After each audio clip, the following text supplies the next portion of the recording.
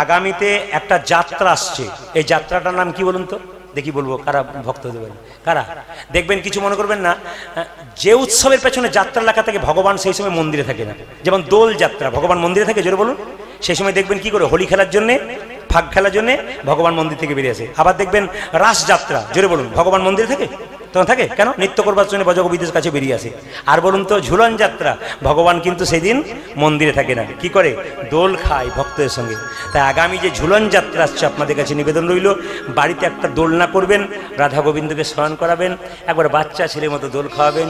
যত দোল খাওয়াবেন ভগবান যত আনন্দ পাবে, আপনি ঝুলন পূর্ণিমাতে তত কিন্তু আনন্দ পাবেন। মায়েরা, ঝুলন পূর্ণিমার দিনে আপনাদের কাছে নিবেদন রইল, কেউ কিন্তু ভাত খাবেন না। সবার কাছে নিবেদন রইল, সে নিরামিষ খাবেন। আপনি আটা ময়দা খেতে পারেন, কিন্তু আপনি সেদিন কেউ অন্ন সেবা করবেন না, আমিষ সেবা করবেন না।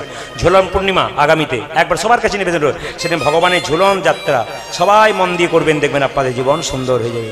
তাই সবাই মিলে একবার জোরে হাততালি দিন, রাধা রানী কি, বা শ্যাম সুন্দর কি, মদন মোহন কি, হরিবাসর কি, সাধুগুরু বৈষ্ণব কি, গৌর ভক্তবৃন্দ কি, প্রেম সে বলে রাধা রানী কি, শ্যাম সুন্দর কি, মদন মোহন কি, হরিবাসর কি। মায়েরা, সবার কাছে নিবেদন রইল, একটা ছোট্ট তত্ত্বের কথা বলে যায়। দেয় কৃষ্ণ নেয় কৃষ্ণ, পালে কৃষ্ণ সবে, রাখে কৃষ্ণ মারে কৃষ্ণ, ইচ্ছা করে জোরে বলুন জবে। খুব সুন্দর তত্ত্বটা শুনবেন মহাভারতের। কি বললাম? দেয় কৃষ্ণ, দিতে কৃষ্ণ, নেয় কৃষ্ণ, নিতে কৃষ্ণ, পালে কৃষ্ণ সবে, কৃষ্ণ সবাইকে পালন করে, দিয়ে ধন দেখে মন, কেড়ে নিতে কতক্ষণ, আপনাকে বহু দিতে পারে, আপনি সম্মান না দিলে যদি ভাবেন যে আমি পেয়েছি, আপনার কেড়ে নিতে বেশিক্ষণ লাগবে না। তাই দেবেন যতক্ষণ, নেবেন ততক্ষণ। আমি আপনাদের বলে, পালে কৃষ্ণ সবে, শুধু আমাকে পালন করে আপনাকে পালন করে তা নয়, কিছু মনে করবেন না। সরকার আপনাকে বহু কিছু দিচ্ছে, কিন্তু বলুন তো পিপিলিকাগুলোর জন্য কি বস্তা বস্তা চিনি বরাদ্দ করেছে? জোরে বলুন হ্যাঁ না না, জোরে বলুন। পাখিগুলোর জন্য চাল বরাদ্দ করেছে? করেছে? করেনি। এগুলো কে দিয়েছে বলুন তো? দেয় কৃষ্ণ, নেয় কৃষ্ণ, পালে কৃষ্ণ সবে। একটা কথা আছে না, আহার দেবেন, জীব দিয়েছেন যিনি, আহার দেবেন তিনি। কেউ কিন্তু অভুক্ত অবস্থায় মরে না। সবাই কিছু মনে করবেন না, এক বস্তা চাল যদি রাস্তায় পড়ে থাকে, দেখবেন আমরা কারাকারি করে যে যত পারি সে নিয়ে নেই, কিন্তু একটা পাখি যদি যায়, ও যতটুকু প্রয়োজন ততটুকু নেই, তারপরও ফেলে দিয়ে চলে যায়। কিন্তু আমাদের বলুন তো, পেট আমাদের ভরে না, এই জন্য দুঃখটা আমাদের সবচাইতে বেশি। দেয় কৃষ্ণ, নেয় কৃষ্ণ, পালে কৃষ্ণ সবে, রাখে কৃষ্ণ মারে কৃষ্ণ, ইচ্ছা করে যাবে। কুরুক্ষেত্রের যুদ্ধের আগে কৃষ্ণ কুন্তি পিসির কাছে বলেছিল, পিসি তোমার 5টা ছেলেকে দাও, কি করবি? যুদ্ধে নিয়ে যাব। মায়েরা বলুন তো, আপনার ছেলেকে যদি কেউ বলে ভারতবর্ষের সঙ্গে অন্য দেশের যদি যুদ্ধ হয়, আপনার ছেলেকে যদি নিয়ে চলে যাওয়া হয়, আপনি দেবেন? জোরে বলুন। কোনো মা দেবেন? তার মা তার ছেলেকে কোনোদিন দিতে যায় না। সঙ্গে সঙ্গে কুন্তি বলে উঠলো, বাবা তুই যখন কৃষ্ণ ভগবান নিতে এসেছিস, আমি তোকে দিতে পারি, কিন্তু একটা শর্ত রাখতে হবে, আমার 5টা ছেলে তুই নিয়ে যাবি, 5টা ছেলে তুই ফেরত দিবি। এইদিকে 5টা ছেলে তুই নিবি, 5টা ফেরত দিবি। সঙ্গে সঙ্গে কৃষ্ণ বলল, পিসি কথা দিলাম। কি কথা? 5টা তোমার কাছ থেকে যেমন নিলাম, 5টা তোমার কাছে সেরকম ফেরত দেব। কথা দে, আমি 4টাও নেবো না, আমি 6টা নেবো না, আমি 5টাই নেবো। পিসি কথা দিলাম, তোমাকে 5টাই ফেরত দেবো। সবাই লক্ষ্য করুন মায়েরা, যখন কুরুক্ষেত্রের যুদ্ধ আরম্ভ হয়ে গেছে, তখন অর্জুন রথের উপরে চেপে আছে, কর্ণ রথের চাকাটা মাটিতে গেড়ে গেছে, আর সঙ্গে সঙ্গে কৃষ্ণ অর্জুনকে বলল, অর্জুন এবার তুমি কর্ণকে মারো। যখন মায়েরা কর্ণকে মারতে যাবে, তখন কুন্তি ছুটে গিয়ে কৃষ্ণকে জড়িয়ে ধরে বলল, কৃষ্ণ অর্জুনকে বল ও যেন কর্ণকে না মারে, পৃথিবীর সবাই জানুক না জানুক, কৃষ্ণ তুমি তো জানো। বলে কি? ও আমার কে? মনে মনে ভাবলো, কৃষ্ণ আমি সবই জানি, কুমারী অবস্থা সন্তান। কিন্তু কৃষ্ণ বলল, পিসিমা আমার সঙ্গে তোমার শর্ত কি ছিল? এগ্রিমেন্ট পেপারে চুক্তি কি ছিল? কি ছিল? যে 5টা দেবো, 5টা ফেরত দেবো, 5টা নিয়ে যাব, 6টা দেবো না। কিন্তু মায়েরা, কর্ণকে বীর বলা হতো।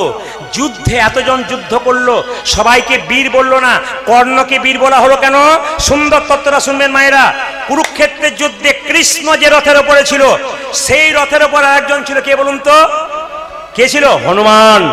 মায়েরা, অর্জুন রথের, কৃষ্ণ রথের সারথি, অর্জুন দাঁড়িয়ে আছে, হনুমান শক্তি দিয়ে রথটাকে চেপে ধরে আছে, আর কৃষ্ণ তার জঠরের মধ্যে কোটি কোটি ব্রহ্মাণ্ডকে রেখে সেই রথটাকে ভারী করে রেখেছে।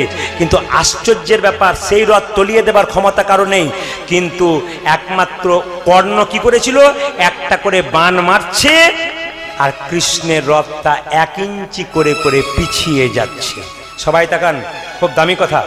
কর্ণ একটা করে বাণ মারছে আর কৃষ্ণের রথটা 1 ইঞ্চি করে পিছিয়ে যাচ্ছে। কর্ণের প্রশংসা করছে কৃষ্ণ। জিজ্ঞেস করলো অর্জুন, কর্ণ আমার শত্রু, তুমি কেন তার প্রশংসা করছো? বলছে দেখো, যে রথের উপরে, এখন আসবেন না, যে রথের উপরে কে আছে মায়েরা, যেটা বলুন, যে রথের উপর হনুমান আছে আঁকড়ে ধরে, আমার জঠরে কোটি কোটি ব্রহ্মাণ্ড আছে, আমি ভারী করে বসে আছি, সেই রথকে 1 ইঞ্চি করে সরাচ্ছে। সুতরাং কর্ণের মতো মহাবীর নিতাই গৌর হরিবোল আর কজন আছে। আসুন কীর্তন শুনুন, পয়সা দেওয়াটা জরুরি নয়, কীর্তন শুনতে হবে। পয়সা দেওয়াটা জরুরি নয় যে এসে পয়সা দিয়ে দিলেন ধন্য হলাম, তা নয়, কীর্তনটা শোনা জরুরি। আমি শুনবো বসে, তারপর শেষে দেবো। সবাই মিলব রাধা রানী কি, শ্যাম সুন্দর কি, মদন মোহন কি, হরিবাসর কি। মায়েরা, কৃষ্ণ এই ভগবান নাম দিলেন কি মহাপ্রভু সন্ন্যাসের পরে? শ্রীকৃষ্ণ চৈতন্য প্রভু। শ্রী মানে কি সুন্দর, কৃষ্ণ মানে কি আকর্ষণ, আর চৈতন্য মানে চেতনা। প্রত্যেকটা জীবকে চেতনা জাগাবার জন্যে শ্রীকৃষ্ণ চৈতন্য মহাপ্রভু রূপে সন্ন্যাস নিয়ে চললেন। আর গাইতে গাইতে বলছেন, ধরতে আমায় পারবে না কেউ, যাব মধুর বৃন্দাবন। ধরে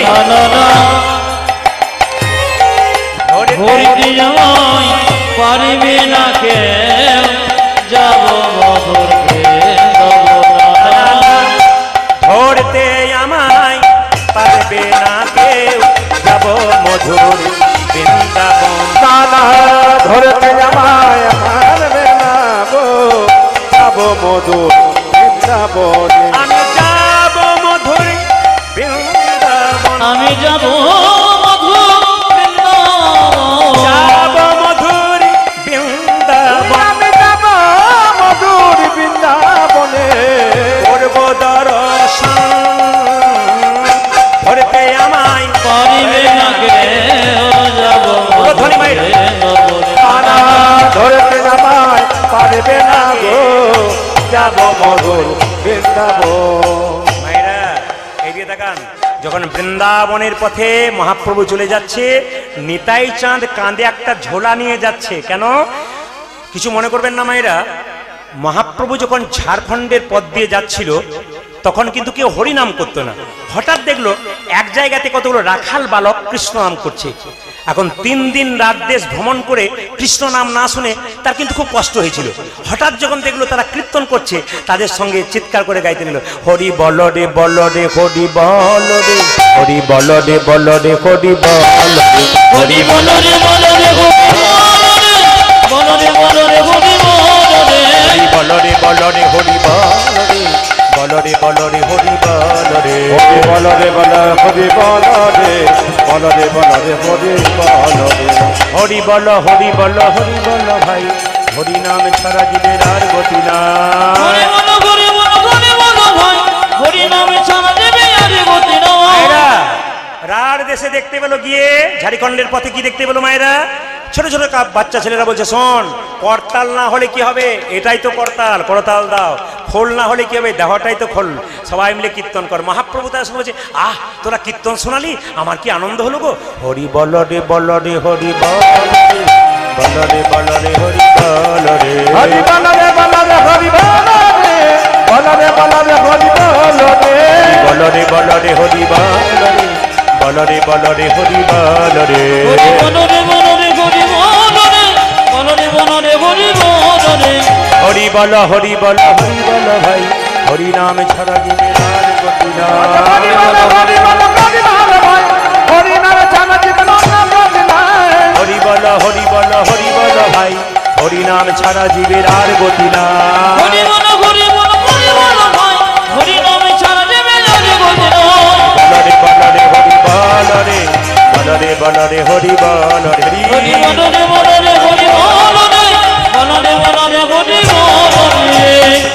মায়েরা, যেই না হরি বলো করছে, নিতাই চাঁদ একটা বিরাট বড় ঝোলা নিয়ে গাছ থেকে বলছে, এই দেখ নারকেলের নাড়ু রে, নারকেলের নাড়ু রে, নারকেলের নাড়ু রে, কাকার মায়েরা আই আই কে নিবি রে নারকেলের মানে মহাপ্রভুর সঙ্গে যারা খেলা করছে, মহাপ্রভু তো বৃন্দাবনে চলে যাবে, তার মানে ওদিকে ডেকে বলতে চাইছে বৃন্দাবনে পথটা দেখাস না, ও মা কাঁদিয়ে এসেছে, মা যদি কাঁদে তার বৃন্দাবন গিয়ে কোনো লাভ হবে না।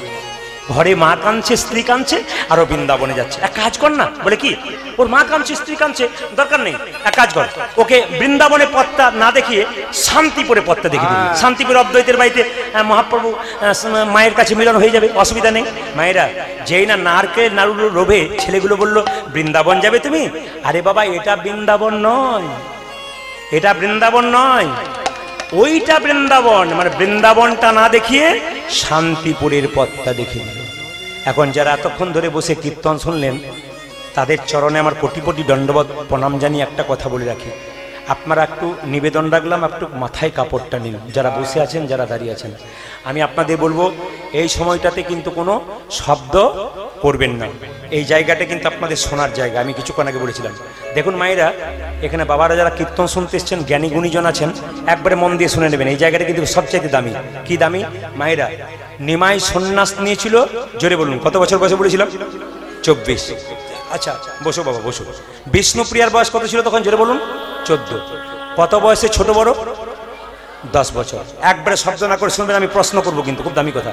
এটা চৈতন্য চরিত, আস্তে, জীব গোস্বামী পাদের চৈতন্য চরিত গ্রন্থ থেকে আমি বলছি, চৈতন্য চরিতামিত নয়। যারা বইপত্র পড়েন তারা মন দিয়ে শুনুন, জীব গোস্বামী পাদের চৈতন্য চরিত গ্রন্থ, একবারে শব্দ না করে শুনতে পাবেন।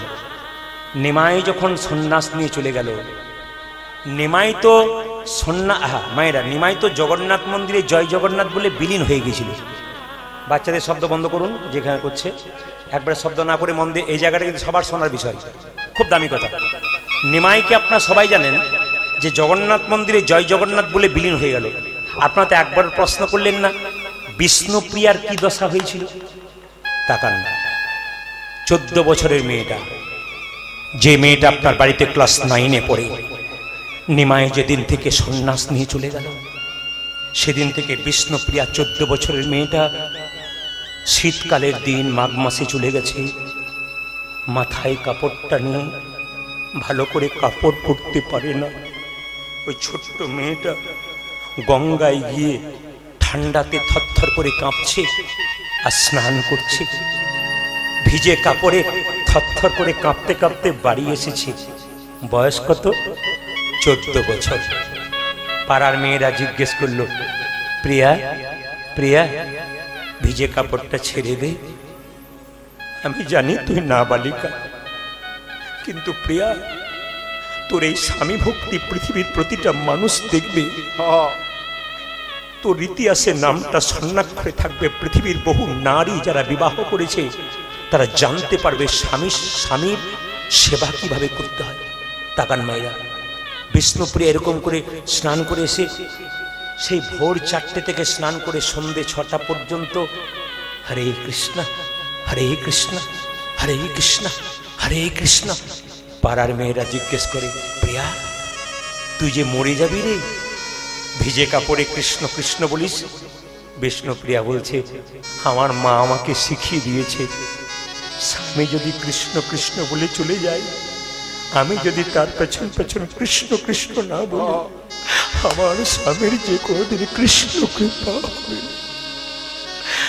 আমি যে অর্ধাঙ্গিনী, স্বামী ধর্ম করবে আমি তাকে সাহায্য করবো, এরই না আমি তো অর্ধাঙ্গিনী সহধর্মিনী। আমি যদি কৃষ্ণ বলে না কাঁদি, আমার স্বামী কৃষ্ণ কৃপা পাবে কি করে? আমি আবার বলি, গ্রন্থটির নাম চৈতন্য চরিত গ্রন্থ। শুনবেন মন দিয়ে, খুব দামি কথা। এ কথা শুনলে হীরার মতো। আমাকে তমাল বাবু যখন বায়নার কথা বললেন, আসলে কি জানেন, সে আমি আশ্বিন মাস থেকে বেরিয়েছি, 365 দিনের মধ্যে 325 দিন গান গাইতে হয়, বাকি দিনগুলো বাড়িতে থাকার সুযোগ পাই। সেই সুযোগে এনারা মাঝে মাঝে ডাকেন, তাই আমাদের আসতে হয়। এই সময় মনে হচ্ছিল যেন একবার রেস্টে থাকলেই ভালো হয়। বাড়ি থেকেও বলে, ভক্তরাও বলে একটু রেস্ট নিন, এত চাপ নেবেন না। কিন্তু আপনাদের চাপে, ভক্তের চাপে এখন আমাকে যেতে হয়। আমি আগামী ভাদ্রতে ভেবেছিলাম ছুটি পাবো, তাও নয়, ফ্লাইটে আমাকে ত্রিপুরা যেতে হবে। একটা কৃষ্ণ বাড়ি, বিরাট মহারাজজির মন্দির আছে, সেই মন্দিরে আমি গত 2 বছর গেছি, আবার এবছর যাবো। ওখানকার ভক্তরা বলেছেন আপনি যতগুলো দল করবেন করবেন, কিন্তু এনাকে আমাদের চাই 3 দিন করুন, এনাকে একটা দিন করুন। তো ওনার আহ্বানে আমি একটা দিন ফ্লাইটে করে ওনার ওখানে কীর্তন করতে যাব।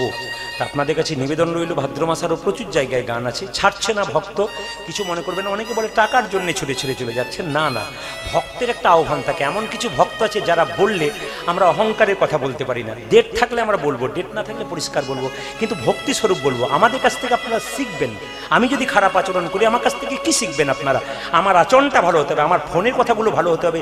আমার শুধু হরিবাসরা আমার আচরণ ভালো থাকলে হবে না, আমাকে যখন ফোনে কথা বলবেন তখন আমার আচরণ ভালো থাকতে হবে। আমি আপনার সঙ্গে আচরণ খারাপ করবো, মেনে নেবেন না আপনি? আপনার ওখানে এক রূপ, এখানে এক রূপ, তা মানবো না। আমাদের একই রকম হতে হবে। আপনারা আপনাদের কাছ থেকে শিক্ষা পাবেন। আমাকে অনেকে বলে আপনি তো মানুষের জীবন গড়ার কথা বলেন, মানুষকে চলার পথ শিখিয়ে দিন। আপনাকে ঠিক থাকতে হবে, অবশ্যই থাকতে হবে, একবারে মান্যতা মেনে নিতে হবে। আমি আপনাদের বলি, মন দিয়ে শুনুন। বিষ্ণুপ্রিয়া আপনারা সারাদিনের মাথায় 3 বার খান, বিষ্ণুপ্রিয়া কবার খেত? 1 বার।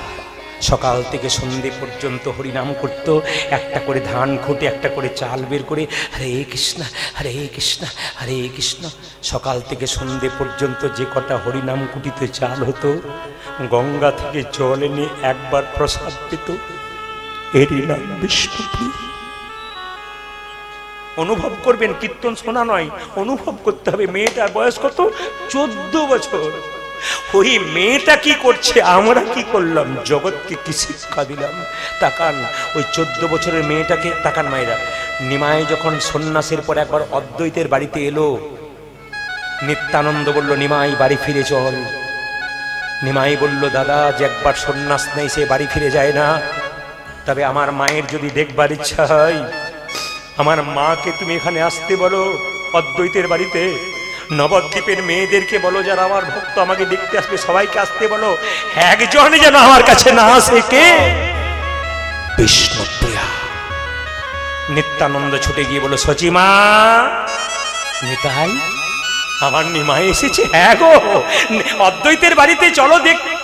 এ প্রিয়া, প্রিয়া শুনেছিস নিতাইয়ের মুখে আমার নিমাই এলো রে, অদ্বৈতের বাড়িতে চল, ভালো করে সেজে নে। অনেকদিন তো তুই কষ্টে ছিলি, চল চল একবার চল। বিষ্ণুপ্রিয়া আলু থালু কেসে সেজে, বহুদিন পরে 14 বছরের মেয়েটা স্বামীকে দেখবে বলে ঘর থেকে পাগলের মতো বেরোচ্ছে।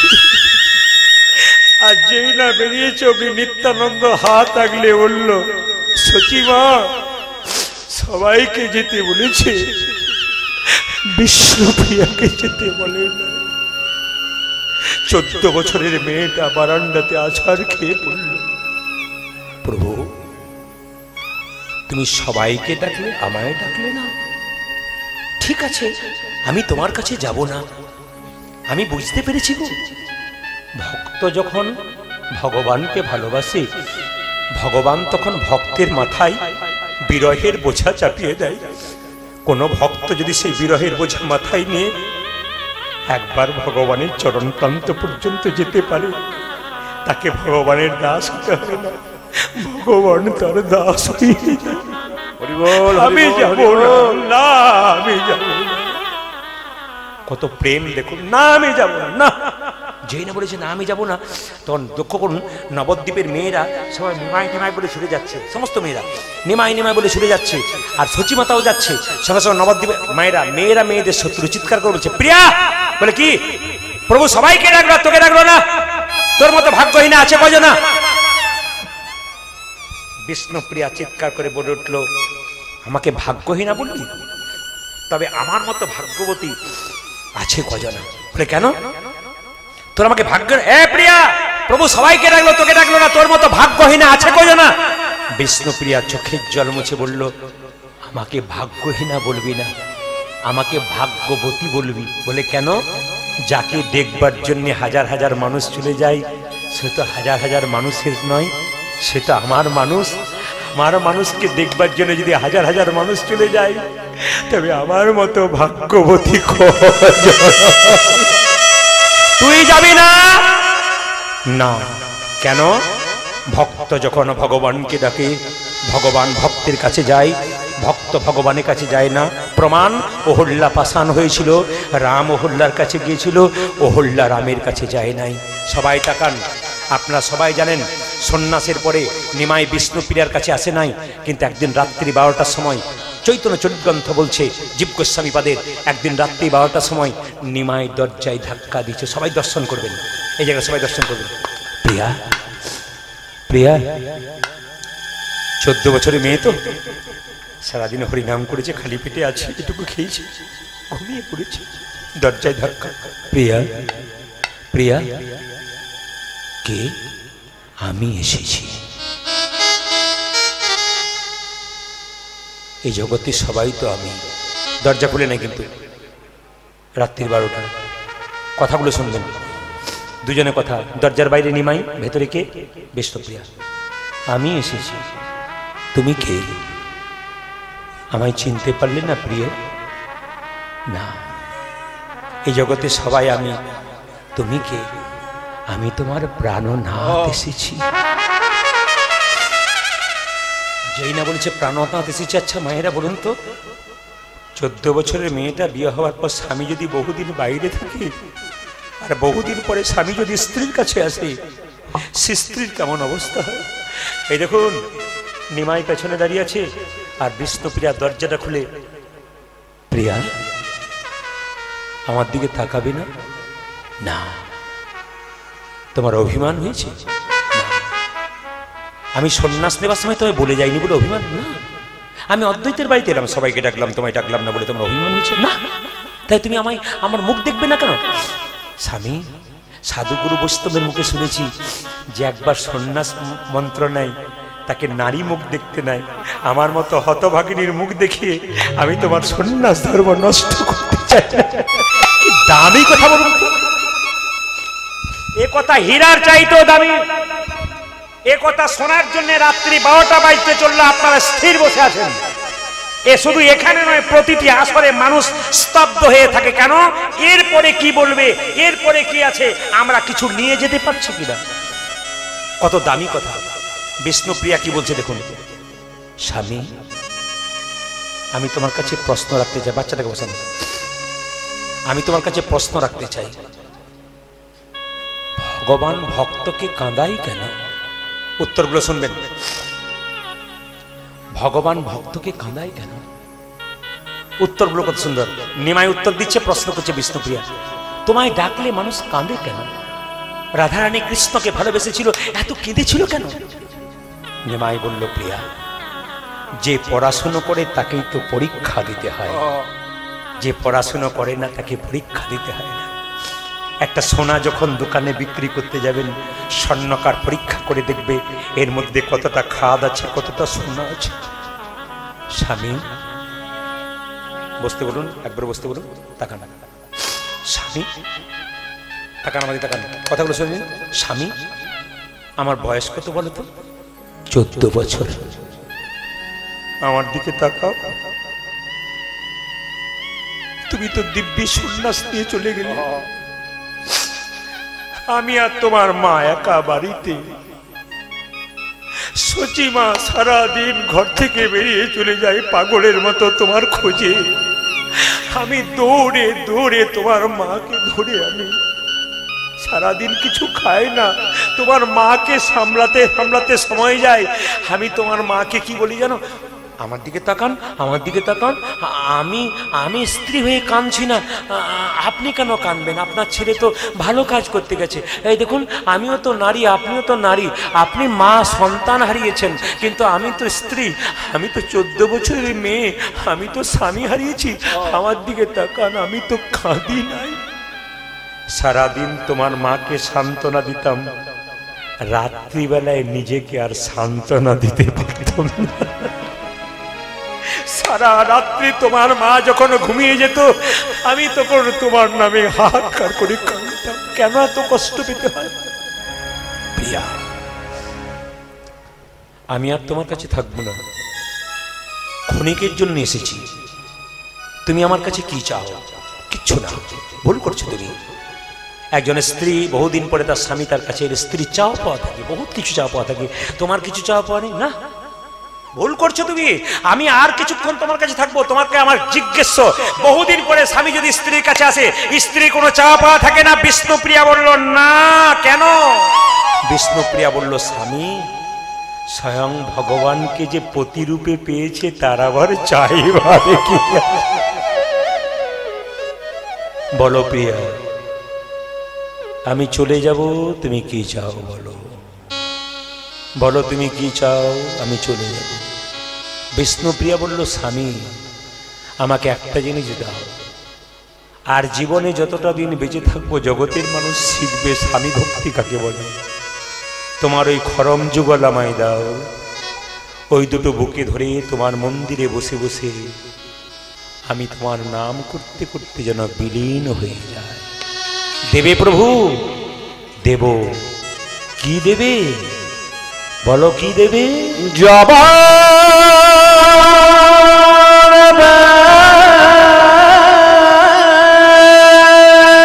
উলুধ্বনি। একটি কথা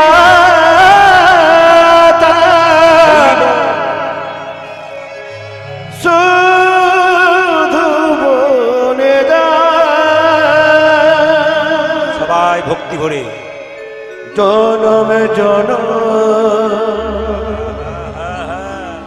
এই ভরি না আমি যেন ধ্বনি। যাওয়ার বেলা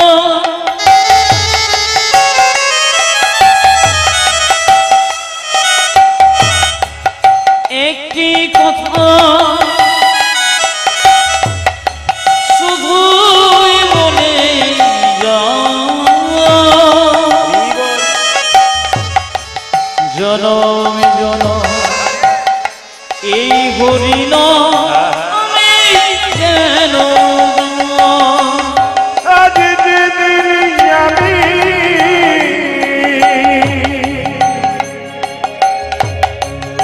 থাকিব না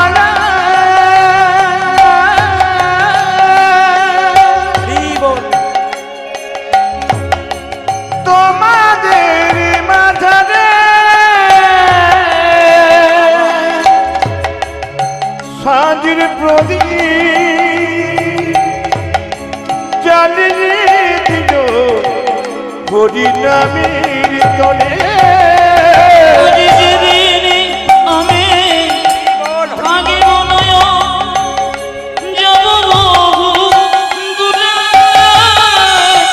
সাঁঝের প্রদীপ জ্বালিয়ে দিও হরিনামের তলে। আজ আমি চলে যাই,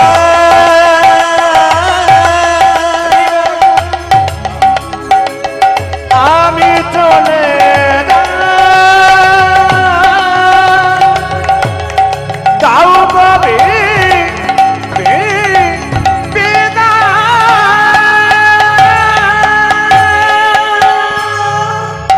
যে যে অবস্থায় আছেন আপনারা আপনাদের দাম বাড়িয়ে নিন। দাম দাম ভগবানের কাছে আপনাদের দাম বাড়িয়ে নিন।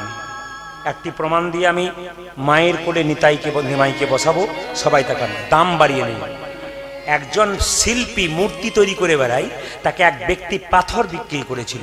তো পাথরটা বিক্রি করেছিল 500 টাকাতে, আর মূর্তি যখন তৈরি করেছে তখন ওই মূর্তিটা শিব মূর্তি তৈরি করে তার নিচে লিখে দিয়েছে যিনি মূর্তি তৈরি করেছেন 50,000 টাকা দাম। এখন লোকটা যে পাথর বিক্রি করেছিল সে চিনতে পেরে বলছে, এই ভাই, এই তুমি আমাকে আচ্ছা ধোকা দিলে তো। বলে কেন? তুমি 500 টাকায় পাথরটা আমার কাছে কিনলে, নিয়ে তুমি 50,000 টাকা কি এমন করলে যার জন্য 50,000 টাকা লেগে গেল? সব তো তুমি বাদ দিয়ে দিলে। হ্যাঁ, কি এমন যোগ দিয়েছো যার জন্য তোমার এটা 50,000 টাকা দাম হয়েছে? সঙ্গে সঙ্গে মূর্তি শিল্পী বলছে, তুমি প্রশ্নটাতে ভুল করলে। আমি যোগ দিই নাই, আমি বাদ দিয়েছি। কি? যেগুলো প্রয়োজন নয় সেগুলো বাদ দিয়ে আসলটাকে আমি রেখেছি বলে দামটা বেড়ে গেছে। আমি আপনাদের কাছে বলবো, আপনাদের জীবনে প্রয়োজন নয় নেশা, আপনাদের জীবনে প্রয়োজন নয় পরনিন্দা, পরচর্চা, জুয়া, হিংসা, বিবাদ, এগুলোকে যদি বাদ দিয়ে দেন আপনাদের জীবন থেকে, আপনার জীবন কিন্তু মূর্তির মতো গোবিন্দচরণে সত্যম শিবম বলে আসবে। নিত্যানন্দ তো গেল মাকে নিয়ে, আর মায়ের কোলে নিমাইকে যখন বসিয়ে দিল, তখন সবার কাছে নিবেদন রইল, হাত তুলে সবাই মিলে গানবেন শ্যামল তনু। একসঙ্গে হাত তুলুন, খুব সুন্দর হবে, ইউটিউবের মাধ্যমে পৃথিবীর মানুষ দেখতে পাবে আপনার কিছু তালি দিচ্ছেন। একসঙ্গে হাত তুলুন, বাহ, একসঙ্গে তালি দিয়ে সবাই হাত তুলবেন, বাহ বাহ।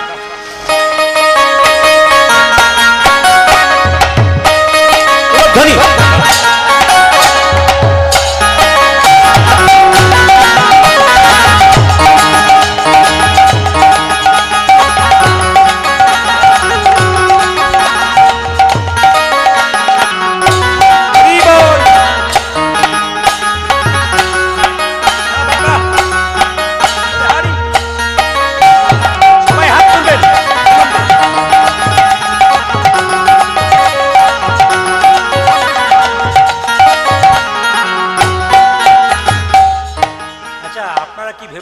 আজকে বাড়ি যাবেন না নাকি?